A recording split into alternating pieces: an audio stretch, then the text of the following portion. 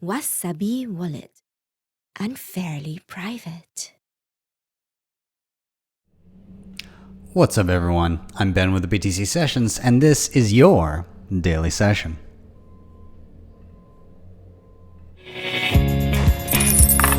Hodl that Bitcoin. Before we dive in, of course, I want to give a shout out to sponsors of the show, LEDN.io. This is where you can use your Bitcoin for a few different things. First of which is their Bitcoin backed loans. This was the first service of theirs that I ever used. I was in a pinch. I needed to get my hands on dollars, so I didn't want to sell my Bitcoin. I was able to actually park it in a dedicated address, which I could audit 24/7. I got a loan to my Canadian bank account within 24 hours. And then when I paid back that loan, I got all of my Bitcoin back. They've also got Bitcoin and USDC savings accounts where you can earn up to 7.5% interest. They recently launched these and have a big focus on Latin America, which we'll get to in one of the stories, particularly useful for some people in Argentina there. And then finally, they've got their B2X offering. That's where you use the same loan mechanism to instantly buy more Bitcoin, effectively doubling your Bitcoin on the spot. Now, if you want to check out these guys, there is a link in the show notes down below, and if you click that link and you opt to get one of the loans there, they'll actually give you $50 worth of Bitcoin for free, so be sure to go and check that out. Secondly, if you want to help out this show in another way and you're not already holding your Bitcoin in a hardware wallet, first of all, you really need to be doing that. If you're leaving Bitcoin just on a regular Bitcoin wallet on your phone or on your computer, well, that it can be subject to hackers. You could have your funds stolen because the keys to your money reside on that internet connected device. And so in the instance of something like a ledger, your keys reside on this device, and the device in question, the ledger itself, is never connected to the internet. It's only used to sign and approve transactions before giving those credentials to be loaded up into the Bitcoin blockchain to have your transactions approved. Now, if you want to check them out, they have some deals right now where you can get something like 27% off some of these family packs. I have both the Ledger Nano S and the Ledger Nano X. The X is Bluetooth model, can be used with your phone and your computer, whereas the S is computer only. But they do have a backup pack where you can get both. There's a whole bunch of different deals. Anyways, if you do click the link down below and pick one up, it will help the show in doing so. Anyways, moving on from there, let's dive into the news. And the first thing I wanted to touch on is that Bitwage, a place where you can essentially get set up to accept your wage in Bitcoin, either in full or in part, they have launched the world's first Bitcoin 401k. So I'm just going to read a little bit from their blog here. They said, after 10 months of testing the product with Bitwage as the first customer, we are happy to announce the launch of the first company-sponsored Bitcoin 401k. What this means is that companies can offer employees the ability to invest traditional pre-tax and Roth post-tax 401k dollars into Bitcoin. For those that do not know, a traditional 401k allows pre-tax dollar investments with deferrals on income taxes until withdrawal, and a Roth 401k allows post-tax dollar investments with no tax obligations on capital gains for qualified withdrawals. So this I find to be very, very interesting. Now, it's kind of a double-edged sword here because, number one, I definitely understand the ethos of not your keys, not your coins. If you do not have the keys to your Bitcoin, they're not yours. They're in the custody of somebody else.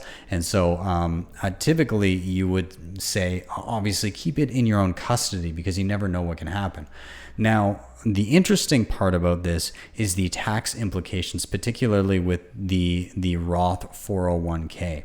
And what this means is, if you just hold Bitcoin and you're doing everything on the up and up and you're paying your taxes, that means that when you hold Bitcoin, depending on where you're from, but at least my understanding here in Canada and in the US is that when you convert your Bitcoin back to dollars, that incurs it's a taxable event and incurs taxes. And so here in Canada particularly, that would be a capital gains tax, and as well as in the US. And the way it works here is capital gains are taxed at 50% of the regular tax rate. So you would look at, well, how much money did you make total from that investment, cut it in half, and then tax it at your income tax rate.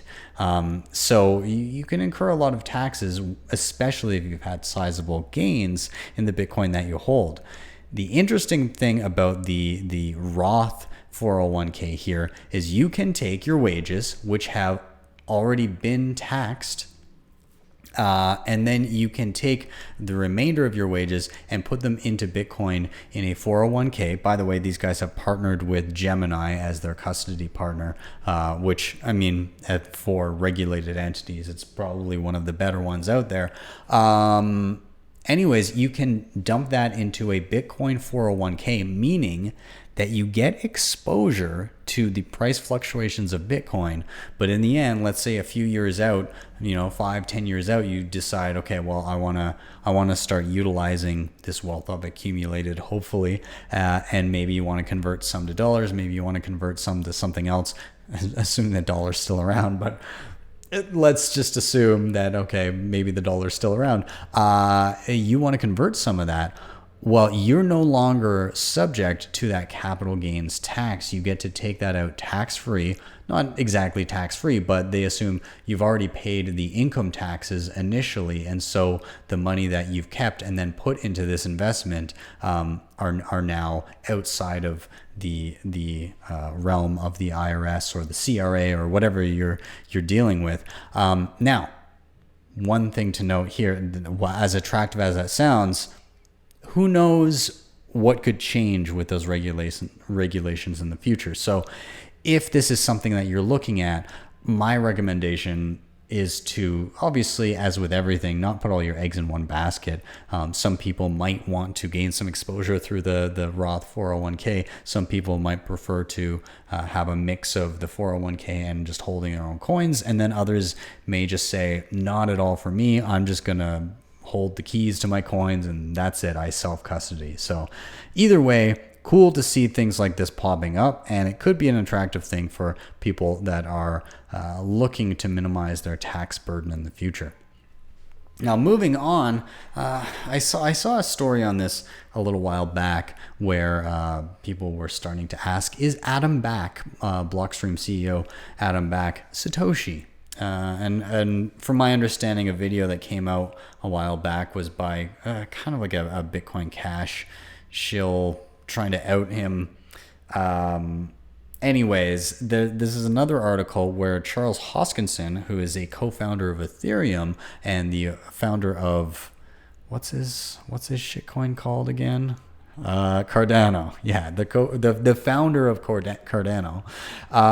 He says that Adam Back, quote, checks all the boxes as a Satoshi Nakamoto candidate. So a few of the things that he notes here is Satoshi was likely somebody who lived in Western Europe or the coastal United States, is comfortable with British English, and had a background in distributed systems and cryptography. The quote from Hoskinson says, and then given some of the quirks in the Bitcoin code, like the use of Forth, for example, as the basis for the Bitcoin scripting language, it indicates an English education or Western European education, because that's just what the textbooks were using in the 1980s and 1990s and these things.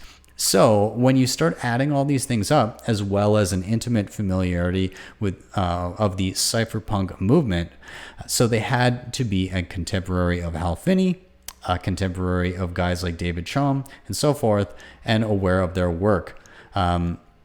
The article goes on and starts talking about, according to Hoskinson, Back is one of the few people who satisfies these conditions. Back created a proof of work with Hashcash while he was at Microsoft, and furthermore, he had knowledge to create a secure alias like Satoshi Nakamoto. Yeah, and it goes on to say how he was friends with Hal Finney, and there's certain connections there. Now, I'm not going to speak to whether or not Adam Back is Satoshi. I think that he is a very intelligent individual. I had the honor of meeting him at Bitcoin 2019, as well as meeting him again at Hodl Hodl in Riga last year. One thing that struck me with Adam is he is incredibly patient and just willing to chat with anybody. When I went to introduce myself to him at Bitcoin 2019 in San Francisco, it kind of blew me away that sometimes you get talking to people and it's clear that they want, there's other people they'd prefer to talk to, or they want to kind of case the room and chat with other people and move around, and they don't want to spend too much time with one person, and there's better places to be. But Adam very much is not like that. I found that he was more than willing to just stand there and just shoot the shit and talk with you about whatever the hell you wanted to talk about. And he would just give you all the time you wanted to just chat and have fun. And there's people coming up, and there's just a circle of us just chatting, asking questions, and again, very, very gracious and nice to chat with him and just kind of soak in some of the knowledge while I was there. And then my second encounter meeting him was, as I said, Hodl Hodl in Riga last year. Baltic Honey Badger, sorry, is what I should be saying. Sponsored by Hodl Hodl. Anyways, meeting him there again, he came out to a dinner put on by Bull Bitcoin, and he just kind of, again, very quiet, unassuming guy. And he was teaching the guy who creates a lot of the Bull Bitcoin artwork, Madex, or Space Bull on Twitter. He's teaching him how to do a Rubik's Cube. Just over dinner. And yeah, I don't know. It was, I do really like Adam Back. If anybody was Satoshi, I definitely wouldn't mind it being him, but I will say that I hope we never find out. I don't think it really matters who Satoshi is at this point. And I think that knowing would actually be a detriment to Bitcoin, because every other shitcoin out there has this leader where people look to them, and when that leader says jump, everybody else says how high. And they get this kind of deity-like position, and they're held up on a pedestal. And whether or not they intend it, it gives them this undue influence on the protocol. And I don't want that for Bitcoin. And I think if Satoshi is out there, he's probably thinking the same thing. And I hope it remains a mystery. I hope we never find out. So Adam, if you're Satoshi, don't fucking say a word. Let's move on. Actually, in the same vein here, we're going to talk a little bit about Blockstream's Liquid Network. So this article from Cointelegraph, is Blockstream's Liquid Network an attempt to compete for tokens with Ethereum? And so I'll just read a little bit from the article here. At consensus distributed on May 12th, Blockstream presented Light Night, a Fortnite-like game that uses the Liquid Network for storing non-fungible tokens representing game items. While the game is developed by independent company Satoshi's Games, Blockstream has sponsored the game by running a token giveaway. The announcement has garnered a considerable amount of criticism from Ethereum fans, given the long-standing rivalry with the Bitcoin maximalists. Non-fungible tokens are traditionally associated with Ethereum and other smart contract blockchains, and it received constant criticism from Bitcoin community members as part of that association.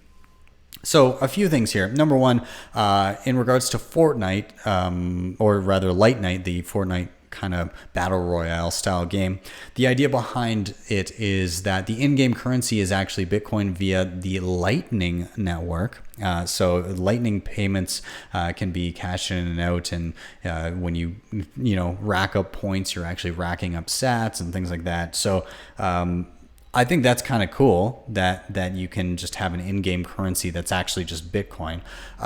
When it comes to the Liquid network, what they're talking about is having NFTs or non-fungible tokens that represent in-game items. So like you have a gun that's supposed to be provably scarce within the game, and then you can actually have that gun represented as a token, and you can actually transfer it not only just between in the game, but into a personally held wallet as a token, and maybe even trade it with other people. And so it takes game assets and it allows them to be taken out of the game and potentially even transferred into other games as whatever the digital representation of that would be in a game. So like, let's say you had Light Night, and the game is very kind of like geometric, very kind of like rigid corners and stuff like that, and maybe you have a gun in there, and somebody makes another game and says, hey, if you have that token in Light Night, then you can also use it in this game, and it'll be the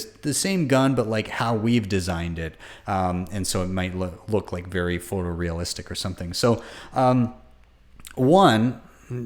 there's a few things to talk about here. One, they're talking about a narrative shift. They go on to also point out something that Marty Bent said, and the quote here, I believe, is actually kind of taken out of context. So Marty Bent from Tales from the Crypt was talking about NFTs and Bitcoin, and how he released a blog post or an issue of his newsletter, The Bent, where he talks about this, and he talks about the whole point of it was that you don't need to create a shitcoin to start to do some of the things that these other shitcoins can do. Like, you don't need to create Ethereum to have non-fungible tokens. You don't need to create Ethereum to have smart contracting things built on top of Bitcoin. And as we see, that's true. So the quote that they use here is, Bitcoin can support use cases that many altcoin scammers have tried to say it cannot. And they're talking about how, well, but Liquid is not Bitcoin. That wasn't the point of the article. And if had they read the whole thing, that would be clear. This is just a snippet of it. But again, you don't need to create an entirely new currency to get some of these use cases. They also go on to say later in this that what was the quote here? It says from here. Oh, here it is. They talk about how technically they say that because Liquid is not Bitcoin, which, to be fair, it's not. It's a federated model. So they have a federation of primarily Bitcoin exchanges that you can peg into Liquid Bitcoin, which is a one-to-one peg of Bitcoin, and then move that around as you see fit and enjoy things like faster block times, cheaper fees, and confidential transactions. But then in order to peg out, you either, well, one, you could trade Liquid Bitcoin for regular Bitcoin, or you could peg out through the federation, and the federation has to ensure the validity of that peg out before you can do so. So what they then say is that Ethereum is technically also a sidechain of Bitcoin with its wrapped BTC. And wrapped BTC is essentially custodied Bitcoin that gets created as a token on the Ethereum network. But I would argue that it definitely is not a sidechain of Bitcoin, because they literally, again, as I said, they created an entirely new currency. And in order to move around wrapped Bitcoin, you have to have Ethereum to pay the fees to do so. So I just, I don't see it. I don't think that it's a legitimate comparison here. And again, is this an attempt to compete for tokens with Ethereum?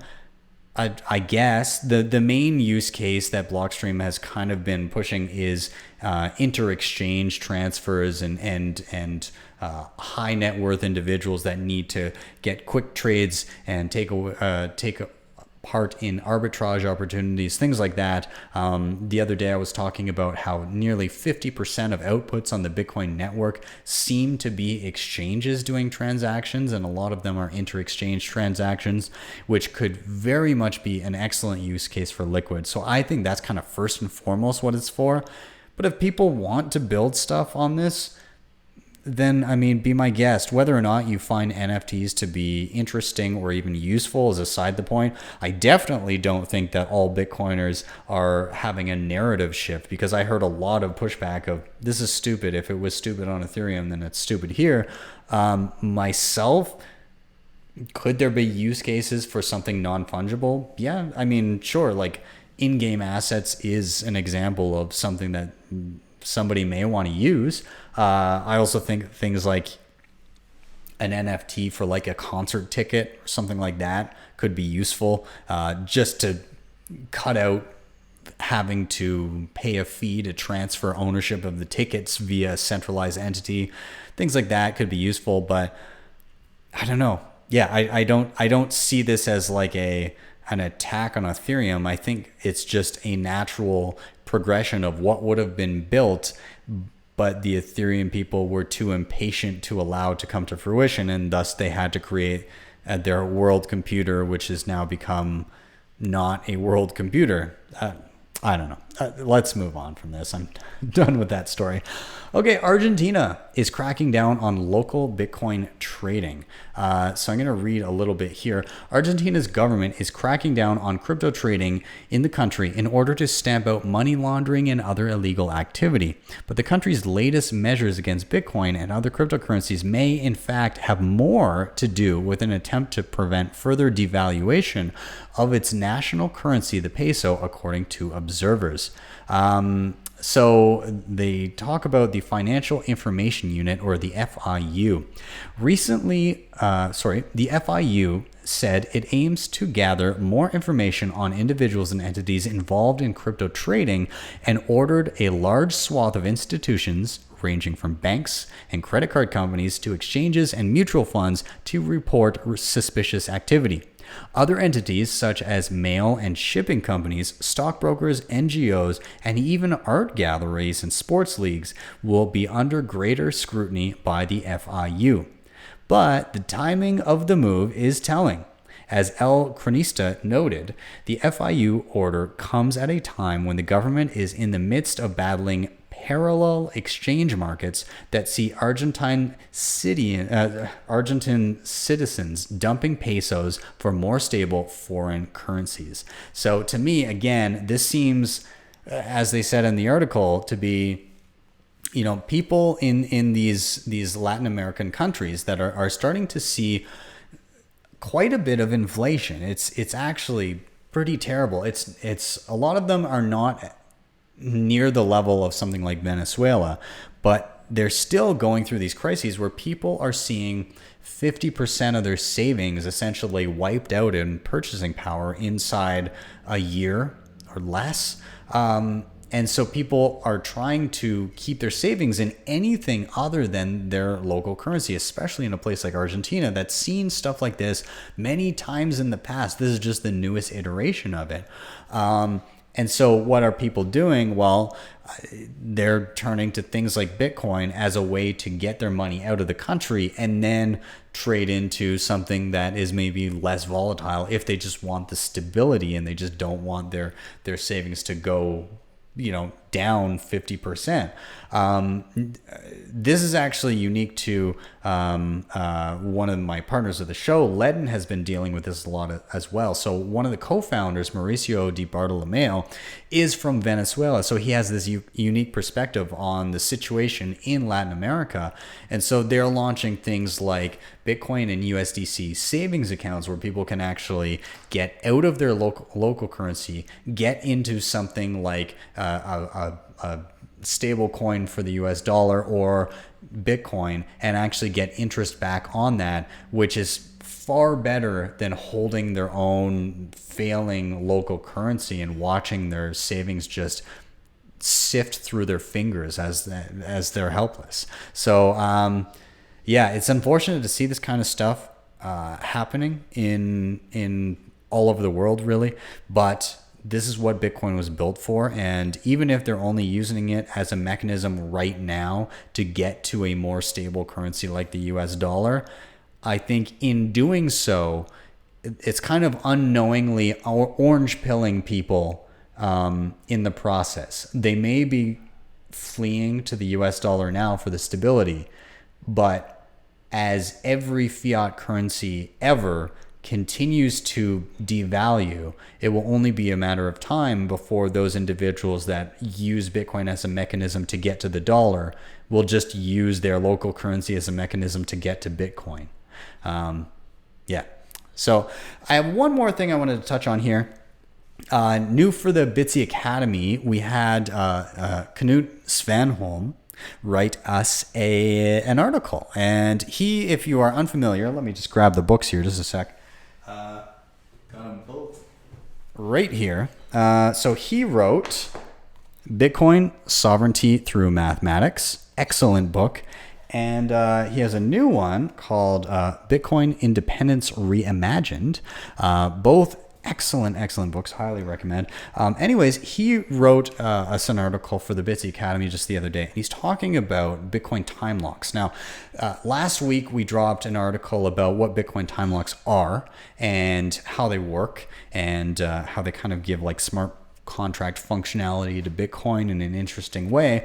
Knut here is writing about a specific type of time lock that he would like to see come to fruition. And he goes into a little bit, I'm not going to spoil the entire article here, but it has to do with the nature of Bitcoin and how we have the halving every 4 years where the issuance of new Bitcoin gets cut in half. And it kind of has these epochs and these manias of Bitcoin price increasing over time. And he said if you could model a time lock around that concept where perhaps every 4 years a certain amount of Bitcoin gets unlocked for your family members and descendants or yourself, but that amount that gets unlocked, like Bitcoin, gets halved or whatever the percentage you want to diminish to every single time, you could potentially set up a scheme where you're getting roughly the same amount of purchasing power over time, even though you're releasing less and less Bitcoin every epoch. And I really like this idea. I think that it would probably be difficult to judge just how much you need to release over time right now. But as Bitcoin stabilizes over time, as more capital flows into it and the deflation rate becomes more predictable, I think this would be such an excellent mechanism, again, to plan for the future and prevent yourself from overspending your savings. So kudos. Thank you, Knut, for writing this. And guys, again, check out the article, but also please do check out his books. You won't be disappointed. With that, I'm going to wrap up, you guys. Thank you so much for watching and or listening. If you're here on YouTube, do hit like, subscribe, and share. And also check me out on my other platforms that I stream to, because you can't always trust YouTube. I'm on Facebook. I'm on Twitch. I'm on DLive. I'm on even Twitter. I stream live to Twitter via Periscope, bunch of different things. I'm also audio only on Spotify, Apple Podcasts, pretty much every other podcast platform you might want to use. If you want to help out the show in another way, do hit up the sponsor LEDN down below. Check out Wasabi wallet to help with your Bitcoin privacy, or pick up a Ledger hardware wallet using the link down below. And if you really loved what you saw, you can always drop me a Lightning Network tip at my tippin.me page. That's tippin.me/@BTC Sessions. With that, I am out. Have yourselves a wonderful rest of your evening, and I will see you next time for your daily session.